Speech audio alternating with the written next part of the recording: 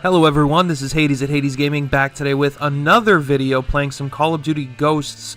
And I've really been thinking about this since my last video, and that's the predominantly, really the fact that a lot of people hated Ghosts, and in my opinion, I really wouldn't mind a Ghosts 2, primarily because they hated this game for stupid reasons, and it was mostly the color palette, and the maps were too full of rubble and everything like that. It's just like, what do you expect?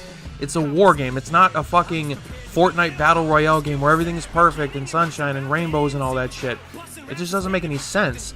So when you look at Ghosts, you look at a game that is objectively butter smooth. It is a fun game to play, and if you learn from your mistakes, you will have absolutely no issues playing this game, and you can actually do fairly well. All the guns are viable, they're very diverse in their attachments, and everything that you could possibly use in this game.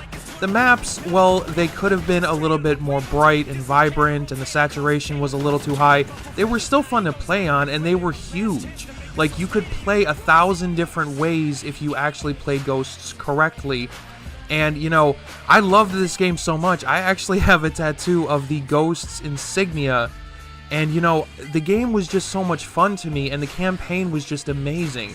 Now, the reason why I think that a Ghosts 2 this year would be amazing is because we never really got an ending to the story as far as Hesh and Rourke and everybody else in that whole story.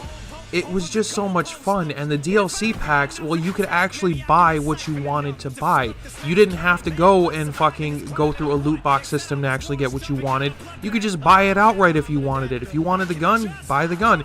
You want the skin, buy the skin. There was just so many options in this game that I don't think anybody really sees, and it drives me kind of nuts. The gameplay that you're seeing right here is on one of my favorite maps, which is Freight. It's a very close quarters map, but there's also maps like Chasm, which is literally an ant farm. There's just so many places to hide if you're a camper, and there's so many places to run and gun if you're a run and gunner. And that's what I think a Call of Duty game needs to be. It needs to have a variety of maps, it needs to have big open maps, and it needs to have smaller maps. But everybody is so used to this condensed 3-lane style of map, it just doesn't make any sense, and nobody really realizes how innovative this title was. It gave us the contextual lean. It gave us the ability to choose more than just 3 attachments for our guns. This game was revolutionary for its time, and a lot of people just didn't like the time to kill, but I think, in my opinion, if you're going to play a war game, you better be quick to the draw, otherwise you're just going to get completely fucked up.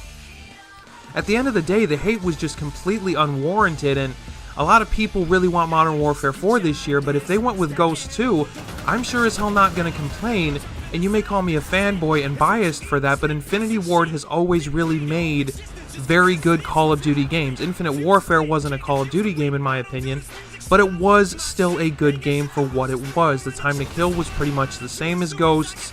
The variety was there. You could equip some crazy attachments on these guns, and if you actually learn from your mistakes, that's the most important thing in a Call of Duty game. Learn from your mistakes. Don't do the same action twice, otherwise you can only expect the same result, which is actually the definition of insanity. So when people hated this game, I was just like, this doesn't make any sense. You hate it because it's depressing? I got news for you. War is depressing, and if Modern Warfare 4 has a terrorist-based campaign, that's going to be a depressing-ass fucking game with real-world consequences. The fact is that in many different armies, there are elite units like the Ghosts, Special Forces, Task Force 141, which is an actual task force. You have all these amazing elite units in real life, which is what made this game fun to play, because you were in one of those elite units that could actually exist within the different armies of the world. Now, as far as guns go, my favorite gun had to be the AK-12, and that's just my personal preference. Everybody thought that the Honey Badger was overpowered, but at the end of the day, there was just this variety. Everybody played with a different type of weapon, and, the prestige system was kinda odd. I didn't really like the fact that the prestige symbols were so basic, but at least you had variety when you played. The IEDs in this game were just fucking annoying to play against, but later in World War II, they brought those same things back with the bouncing Betty. Overall, this game really was a complete package. It introduced the new mode, I believe it was Extinction, that had to deal with aliens and everything like that, and people really don't understand that when you ask for innovation and then you bitch about it, it's just like you're biting the hand that feeds you. And I never really understood that.